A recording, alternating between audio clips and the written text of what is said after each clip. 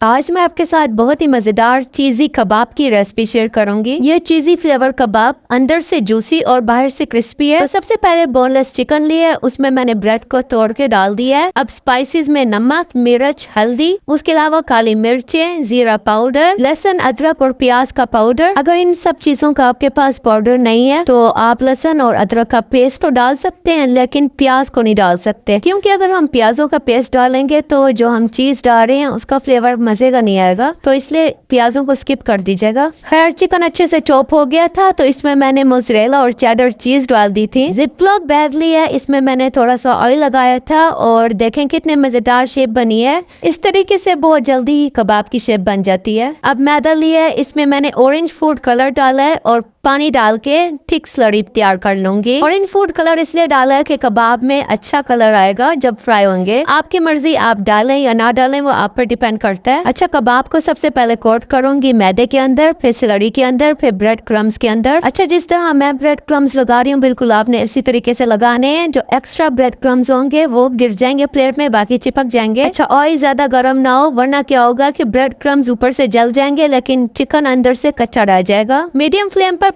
Fry करना है आपने, और जब अच्छे से फ्राई हो जाएंगे, चिकन अच्छे से पक जाएगा तो चीज ऊपर आने लग जाएगी। 1 महीने के लिए आप इसको फ्रीज भी कर सकते हैं ब्रेड क्रम्ब लगाने के बाद। मिलते हैं नेक्स्ट वीडियो में। अल्लाह हाफिज।